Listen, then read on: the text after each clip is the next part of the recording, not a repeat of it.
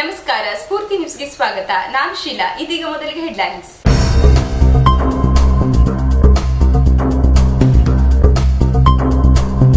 ಸಾಗರದ ಎಸ್ಎನ್ ಬಡಾವಣೆಯ ಉನ್ನತೀಕರಿಸಿದ ಸರ್ಕಾರಿ ಹಿರಿಯ ಪ್ರಾಥಮಿಕ ಶಾಲೆಯಲ್ಲಿ ಜರುಗಿದ ಸಮವಸ್ತ್ರ ಹಾಗೂ ಶೂ ವಿತರಣಾ ಕಾರ್ಯಕ್ರಮ.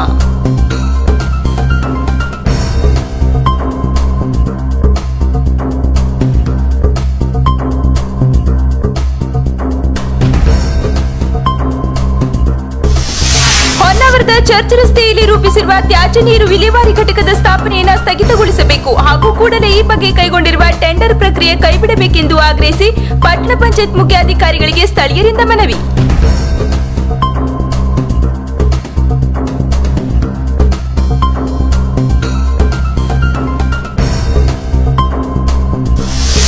ಶಿವಮೊಗ್ಗದ ಶಂಕರ ಕಣ್ಣಿನ ಆಸ್ಪತ್ರೆ ವತಿಯಿಂದ ಸಾಗರದ ಉಪವಿಭಾಗೀಯ ಆಸ್ಪತ್ರೆಯಲ್ಲಿ ಆಯೋಜಿಸಲಾದ ಉಚಿತ ಕಣ್ಣಿನ ತಪಾಸಣಾ ಶಿಬಿರ.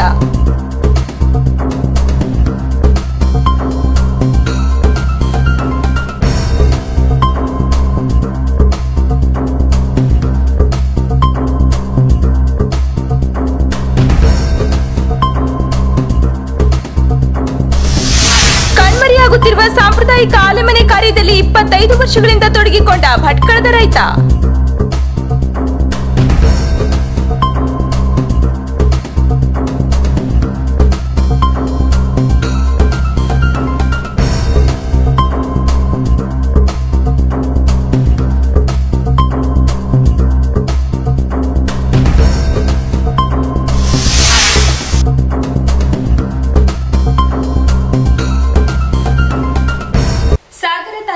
ಎಸ್ಎನ್ ಬಡಾವಣೆಯ ಉನ್ನತೀಕರಿಸಿದ ಸರ್ಕಾರಿ ಹಿರಿಯ ಪ್ರಾಥಮಿಕ ಶಾಲೆಯಲ್ಲಿ ಸಮವಸ್ತ್ರ ಹಾಗೂ ಶೂ ವಿತರಣಾ ಕಾರ್ಯಕ್ರಮವನ್ನು ಹಮ್ಮಿಕೊಳ್ಳಲಾಗಿತ್ತು. ಇದೇ ಸಂದರ್ಭದಲ್ಲಿ ಶಾರದಾ ಪೂಜೆ ನಡೆಯಿತು.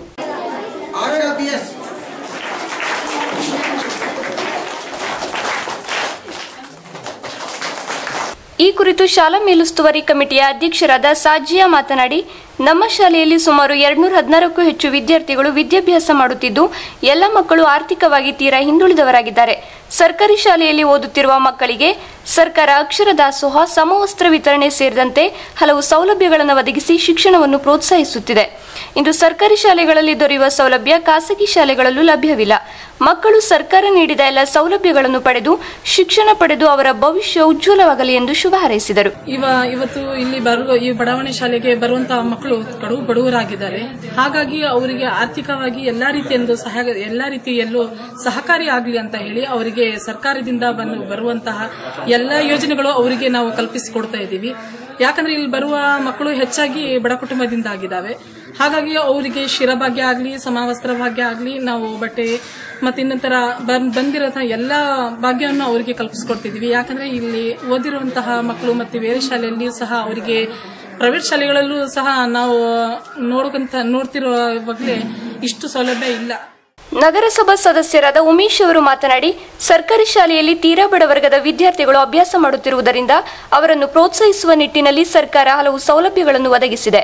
ವಿದ್ಯಾರ್ಥಿಗಳು ಸರ್ಕಾರದ ಎಲ್ಲ ಸೌಲಭ್ಯಗಳನ್ನು ಸದುಪಯೋಗಪಡಿಸಿಕೊಂಡು ಉತ್ತಮ ಅಂಕ ಪಡೆದು ನಮ್ಮ ಶಾಲೆಗೆ ಕೀರ್ತಿ ತರಬೇಕು ಎಂದರು. ಈ ಸರ್ಕಾರಿ ಶಾಲೆಯಲ್ಲಿ ಬಡ ಮಕ್ಕಳು ಹೆಚ್ಚಾಗಿ ಓದ್ತಾ ಇರೋದ್ರಿಂದ ಆ ಮಕ್ಕಳಿಗೆ ತಂದೆ ತಾಯಿಯರ ಹತ್ರ ಆ ಮಕ್ಕಳಿಗೆ ಬೇಕಾಗಿದ್ದ ಸಮವಸ್ತ್ರ, ಆಮೇಲೆ ಪಠ್ಯ ಪುಸ್ತಕಗಳು, ಆಮೇಲೆ ಆಹಾರ, ಅವರಿಗೆ ಊಟ ಇತ್ಯಾದಿಗಳನ್ನ, ಆಮೇಲೆ ಪ್ರೋಟೀನ್ ಯುಕ್ತವಾದ ಹಾಲುಗಳನ್ನು, ಆಮೇಲೆ ಅವರಿಗೆ ಧರಿಸಕ್ಕೆ ಬಟ್ಟೆಗಳು, ಆಮೇಲೆ ಖಾಲಿ ಹಾಕೋ ಶೂಗಳನ್ನು ಆ ತಂದೆ ತಾಯಂದಿರು ಆರ್ಥಿಕವಾಗಿ ಅವರು ದುರ್ಬಲರಿರೋದ್ರಿಂದ ಅವ್ರಿಗೆ ಕೊಡ್ಸಕ್ಕಾಗಲ್ಲ ಅನ್ನೋ ಒಂದು ಕಾರಣಕ್ಕೆ ಈ ಸರ್ಕಾರಿ ಶಾಲೆಯಲ್ಲಿ ಓದ್ತಿರೋಂಥ ಮಕ್ಕಳಿಗೆ ಸರ್ಕಾರ ಇವುಗಳನ್ನು ವಿತರಣೆ ಮಾಡೋ ಮುಖಾಂತರ ಆ ಮಕ್ಕಳಿಗೆ ಒಂದು ನೈತಿಕ ಶಕ್ತಿಯನ್ನು ತುಂಬಿ ಆ ಮಕ್ಕಳು ಒಳ್ಳೆ ರೀತಿಯಲ್ಲಿ ಓದಿ ವಿದ್ಯಾವಂತರಾಗಿ ಈ ಊರಿಗೆ, ಈ ರಾಜ್ಯಕ್ಕೆ ಒಂದು ಒಳ್ಳೆ ಹೆಸರು ಬರಲಿ ಅನ್ನೋಕ್ಕೋಸ್ಕರ ಸರ್ಕಾರ ಇಂಥ ಸವಲತ್ತುಗಳನ್ನು ಕೊಡ್ತಾ ಇದೆ.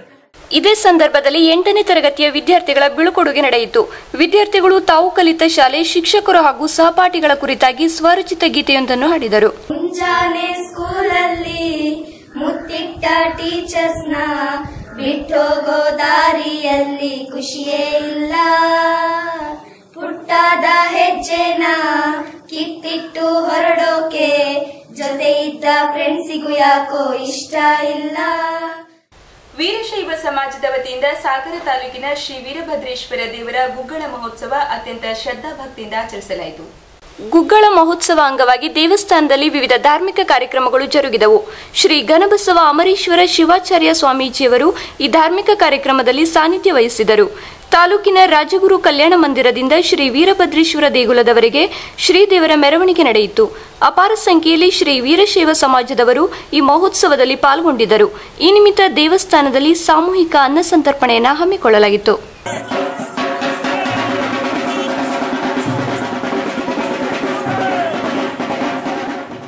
ವೀರಶೈವ ಸಮಾಜದ ಸದಸ್ಯರಾದ ವೀರಭದ್ರಪ್ಪ ಅವರು ಮಾತನಾಡಿ, ವೀರಶೈವ ಸಮಾಜದವರು ಅನಾದಿ ಕಾಲದಿಂದಲೂ ಪ್ರತಿ ವರ್ಷ ಈ ಮಹೋತ್ಸವವನ್ನು ಆಚರಿಸುತ್ತಾ ಬಂದಿದ್ದೇವೆ.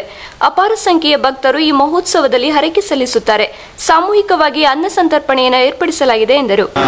ಇದು ಆದಿ ಕಾಲದಿಂದಲೂ ನಡ್ಕೊಂಡ್ಬರ್ತಾ ಇದೆ. ವರ್ಷಕ್ಕೊಂದ್ಸರಿ ಇದು ವಾರ್ಷಿಕೋತ್ಸವ, ವೀರಭದ್ರೇಶ್ವರ ವಾರ್ಷಿಕೋತ್ಸವ ಅವೆಲ್ಲ ವೀರಭದ್ರೇಶ್ವರ ವೀರಶೈವ ಸಮಾಜದ ವತಿಯಿಂದ ಮಾಡ್ತಾ ಇರೋದು. ಕಾರ್ಯಕ್ರಮದಲ್ಲಿ 4-5 ಸಾವಿರ ಜನದ್ದು ಅನ್ನ ಸಂತರ್ಪಣೆ ಇದೆ. ಇದು ಇಲ್ಲಿಂದ ರಾಜಗುರು ಕಲ್ಯಾಣ ಮಂಟಪದಿಂದ ಸುಮಾರು ಒಂದು 3-3.5 ಕಿಲೋಮೀಟರ್ ಆಗುತ್ತೆ.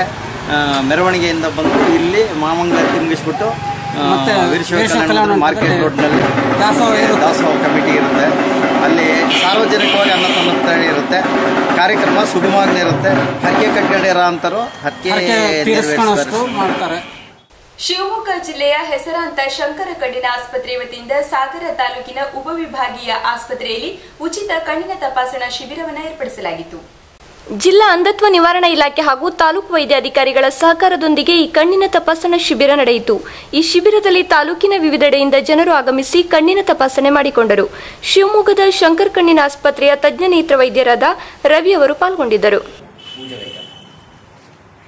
ಈ ಕುರಿತು ಡಾಕ್ಟರ್ ರವಿ ಅವರು ನಮ್ಮ ಮಾಧ್ಯಮದೊಂದಿಗೆ ಮಾತನಾಡಿ, ಶಂಕರ್ ಕಣ್ಣಿನ ಆಸ್ಪತ್ರೆಯ ವತಿಯಿಂದ ಸುಮಾರು 10 ಜಿಲ್ಲೆಗಳಲ್ಲಿ ಉಚಿತ ಕಣ್ಣಿನ ತಪಾಸಣೆ ಶಿಬಿರವನ್ನು ಹಮ್ಮಿಕೊಂಡಿದ್ದು, ಇಂದು ಸಾಗರದಲ್ಲಿ ಈ ಶಿಬಿರವನ್ನು ಆಯೋಜಿಸಿದ್ದೇವೆ.